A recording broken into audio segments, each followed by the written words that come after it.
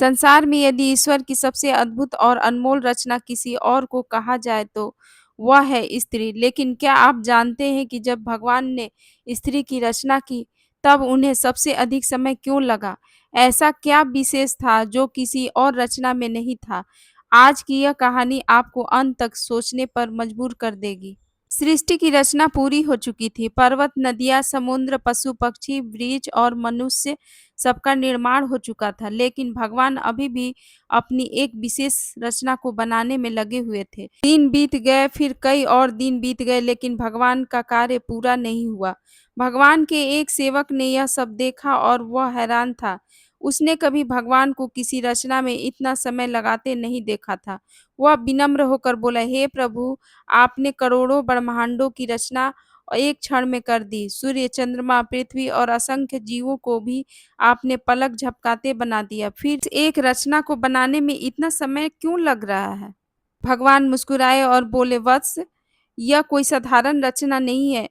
यह मेरी सबसे अनमोल और सबसे सुंदर रचना है। इसका नाम होगा स्त्री। सेवक आश्चर्य से भगवान की ओर देखने लगा। भगवान आगे बोले, मैं इसे केवल एक शरीर नहीं दे रहा, बल्कि ऐसे गुण दे रहा हूँ जो पूरी सृष्टि का संतुलन बनाए रखेंगे। यह कभी माँ बनकर अपने बच्चों को जीवन देगी, कभी बहन बनकर रक्षा का वचन निभाएगी, कभी बेटी बनकर दो परिवारों को जोड़ देगी और कभी पत्नी बनकर हर कठिन परिस्थिति में अपने परिवार का साथ निभाएगी। सेवक ध्यान से भगवान की बातें सुन रहा था। भगवान बोले, मैं इसके हृदय में अपार ममता भर रहा हूँ, ताकि यह बिना किसी स्वार्थ के प्रेम कर सके। मैं इसे करुणा दे रहा हूँ, ताकि यह दूसरों का दुख अपना समझ सके। मैं इसे धैर्य दे रहा हूँ, ताकि सबसे कठिन समय में भी यह टूटे नहीं। सेवक बोला, प्रभु, क्या यह इतना सब्र कर पाएगी? भगवान मुस्कुराकर बोले, हाँ, क्योंकि मैं इसे बाहर से कोमल लेकिन भीतर से पर्वत जितना मजबूत बना रहा हूँ। सेवक ने उस दिव्य रचना को देखा, वह फूल की तरह कोमल दिखाई दे रही थी। हंसते हुए बोला, प्रभु, यह तो बहुत नाजुक है। क्या यह जीवन की कठिनाइयों का सामना कर पाएगी? भगवान ने उत्तर दिया, यही तो इसकी सबसे बड़ी शक्ति है।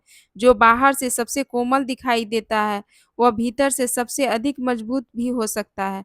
समय आने पर यह अपने परिवार के लिए हर दुख सह लेगी, लेकिन अपने कर्तव्यों से कभी पीछे नहीं हटेगी। सेवक भगवान की बात सुनकर निःशब्द रह गया। उसे समझ में आ गया कि भगवान कोई साधारण रचना नहीं, बल्कि पूरी सृष्टि की सबसे महान शक्ति का निर्माण कर रहे हैं। भगवान की बातें सुनकर सेवक के मन में और भी जिज्ञासा जाग उठी। उसने उस दिव्य रचना को ध्यान से देखा। उसका चेहरा शांत था, आँखों में करुणा थी और मुस्कान में अपनापन।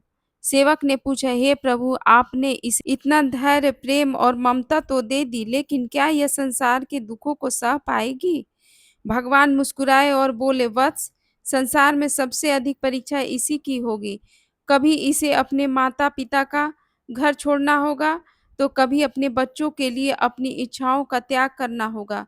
कभी यह स्वयं भूखी रहकर अपने परिवार का पेट भरेगी और कभी रात भर जागकर अपनों की सेवा करेगी। सेवक यह सुनकर भावुक हो गया। भगवान आगे बोले, लेकिन मैंने इसे एक ऐसी शक्ति भी दी है जो किसी और को नहीं दी। सेवक ने उत्सुकता से पूछा, प्रभु, वह कौन सी शक्ति है? भगवान बोले, वह है सहनशीलता। लेगा तब भी यह टूटेगी नहीं। जब दुखों का पहाड़ इसके सामने खड़ा होगा, तब भी यह अपने परिवार को संभालने की कोशिश करेगी। इतने में सेवक ने देखा कि उस दिव्य रचना की आंखों में चमकती हुई पानी की कुछ बूंदें दिखाई दे रही थी। वह आश्चर्य से बोला, प्रभु, इसके नेत्रों में यह जल क्यों है? क्या इसमें कोई भी कमी रह गई है?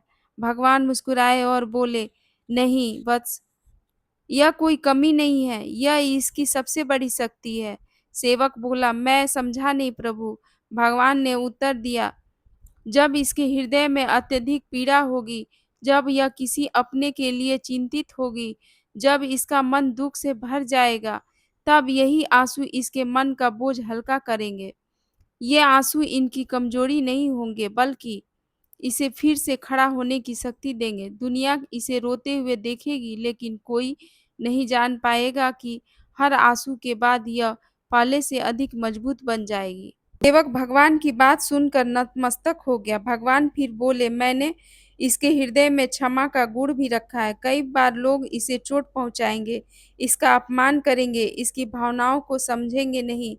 फिर भी यह अपने परिवार को टूटने नहीं देगी, यह अपने बच्चों को संस्कार देगी, अपने माता-पिता का सम्मान करेगी, अपने पति का साथ निभाएगी और पूरे परिवार को प्रेम के धागों में बाँध कर रखेगी। यही कारण है कि जहाँ स्त्री का सम्मान होता है, वहाँ सुख, शांति और समृद्धि स्वयं आ जाती है और जहाँ उसका अपमान होता है, वहाँ धीरे-धीरे खुशियाँ भी घर छोड़ देती हैं।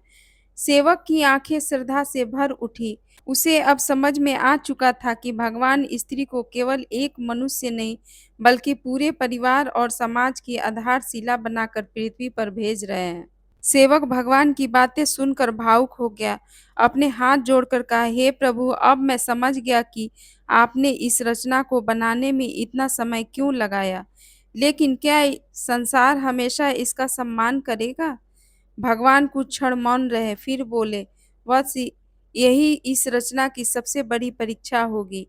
संसार में कुछ लोग इसका त्याग को समझ नहीं पाएंगे, इसके प्रेम को इसकी कमजोरी समझेंगे, इसके मौन का गलत अर्थ निकालेंगे, लेकिन फिर भी यह अपने कर्तव्य से पीछे नहीं हटेगी। सेवक ने प्रभु से पूछा, यदि लोग इसका सम्मान न करें, तब भी क्या यह अपना प्रेम नहीं छोड़ेगी? भगवान मुस्कुराकर बोले, यही तो इसे सबसे अलग बनाता है। यह अपने परिवार की खुशियों के लिए अपने सपनों का त्याग भी कर सकती है, अपने बच्चों की मुस्कान के लिए अपने आंसू छुपा सकती है, अपने माता-पिता के सम्मान के लिए हर कठिनाई सह सकती है। जब इसका बच्चा बीमार होगा तो यह रात भर जगेगी, जब परिवार संकट में होगा तब यह सबसे पहले आगे खड़ी होगी, जब सब हार मान लेंगे तब भी यह उम्मीद का एक दीपक जलाए रखेगी। सेवक की आंखों में आंसू आ गए। भगवान आगे बोले, याद रखना, किसी घर की असली उसकी दीवारों से नहीं होती, घर को घर बनाने वाली स्त्री से होती है। ईंट, पत्थर और लकड़ी से केवल मकान बनता है, लेकिन प्रेम, संस्कार और ममता से घर बनता है। जहाँ स्त्री का सम्मान होता है, वहाँ सुख, शांति और समृद्धि स्वयं चली आती है और जहाँ उसका अपमान होता है, वहाँ धीरे-धीरे खुशियाँ भी साथ छोड़ देती है। सेवक ने पूछा, प्रभु, यदि आपने स्त्री को इतने गुण दिए हैं, तो क्या उसमें कोई कमी भी छोड़ी है? भगवान मुस्कुराए और बोले, हाँ वत्स, एक कमी मैंने जानबूझकर छोड़ी है। सेवक आश्चर्य से बोला, वह कौन सी कमी है प्रभु? भगवान ने उत्तर दिया, मैंने उसे अपने दुखों को जल्दी भूल जाने का स्वभाव दिया है। यदि वह हर पीड़ा, हर अपमान और हर कठिनाई को जीवन भर याद रखेगी तो कभी अपने परिवार को फिर से प्रेम नहीं दे पाती।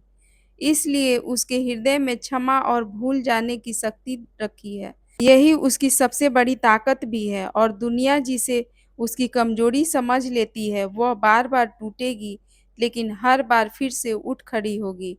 वह अपने आंसू छिपाकर दूसरों के चेहरे पर मुस्कान लाएगी। यही उसे मेरी सबसे अनमोल रचना बनाता है। सेवक भगवान के चरणों में झुक गया और बोला, प्रभु, आज मुझे समझ में आ गया कि संसार में स्त्री से बढ़कर कोई त्याग, धैर्य और प्रेम का स्वरूप नहीं है।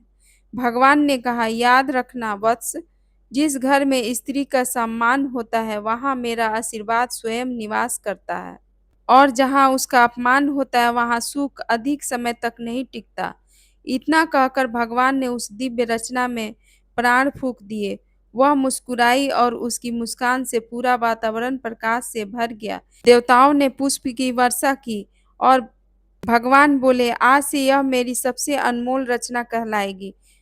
इस कहानी का संदेश किसी को ऊंचा या नीचा दिखाना नहीं है, बल्कि स्त्री के त्याग, धैर्य, प्रेम और सम्मान के महत्व को समझाना है।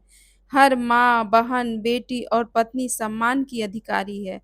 जहाँ नारी का सम्मान होता है, वही सच्चे अर्थों में सुख, शांति और समृद्धि का वास होता है।